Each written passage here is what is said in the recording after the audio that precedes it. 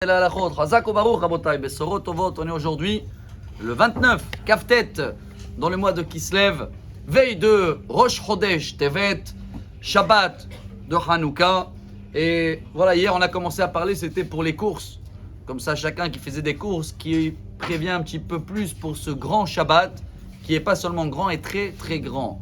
C'est unique et rare quand il y a 3 Sefer Torah qui sortent. Et vous avez bien remarqué que ces Sefer Torah, qu'est-ce qu'on va lire le premier? La paracha de Shabbat, Miketz. Le deuxième, Rosh Chodesh, parce qu'il est plus fréquent que Hanouka, il est 12 fois ou 13 fois dans l'année, cette année, avec le deuxième Adar. Et à la fin, Hanouka. C'est exactement aussi ce que les Grecs ils voulaient annuler. Ils voulaient annuler quoi? Shabbat et Rosh Chodesh.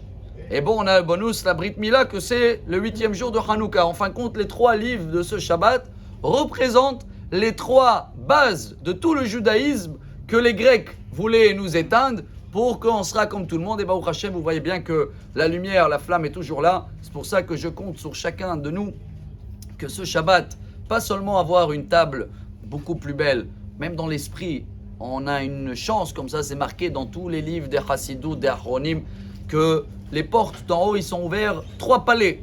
Et on peut avoir triple dans l'esprit, mais il y a des conditions. Il faut être, je ne sais pas si ça se dit zen, mais en tous les cas, surtout pas énervé, pas de colère à table, calme, chanter. Ceux-là qui allument ce soir, n'oubliez pas ce détail technique mais important. Bon, bien sûr que vous allez allumer la Hanoukia avant les bougies de Shabbat, pour ne pas faire entrer le Shabbat avant Hanouka. Mais programmez un petit peu plus de l'huile ou des bougies plus grandes pour ceux-là qui allument avec des bougies. Mais comme ça, même quand on revient de la synagogue, il y a encore les bougies de Hanouka qui seront là avec nous à table. Et comme ça, on peut gagner ces petites demi-heures magiques. Chers amis, je termine avec cette paracha parce que je pense qu'elle est très d'actualité, comme toujours. Enfin, après 2 ans, et Paro, il se lève avec un rêve. Ça fait 2 ans que tout le monde est en train de vivre. Je ne sais pas si c'est un rêve ou une réalité, mais comme vous le savez bien, ça fait 2 ans exactement. Et le message, il est ce qu'il dit Rabbi Nachman de Breslev.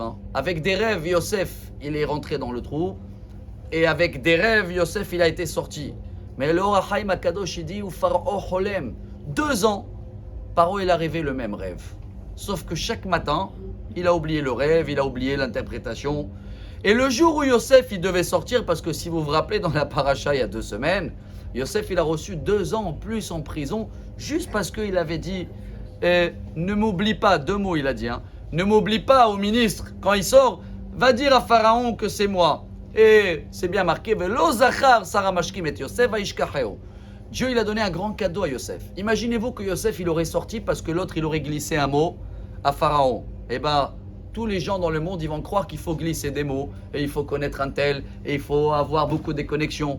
Et Yosef, le fait qu'il a eu 2 ans en plus, il a dit merci mon Dieu, grâce à moi, tout le monde ils vont être conscients que peu importe qui tu connais, ça sert à rien de oui je connais, parle sur moi. Il n'y a que Dieu qui décide. Et c'est quand c'est le moment, boum, les 2 ans de cauchemar, les 2 ans de rêve de Pharaon, ils se terminent vite, vite, vite. Et le jour même, Yosef, il devient le roi. Voilà ce qu'on peut avoir ce Shabbat, un Shabbat de rêve, chers amis. On profite bien dans l'esprit, dans les chants, dans la lumière, dans la Torah, dans l'étude. Et on va avoir, Bezrat Hashem, très vite. Hop, le rêve, il devient une belle réalité. Shabbat Shalom, Chodesh Tov et Hanouka Sameach. Amar Rabbi Elazar.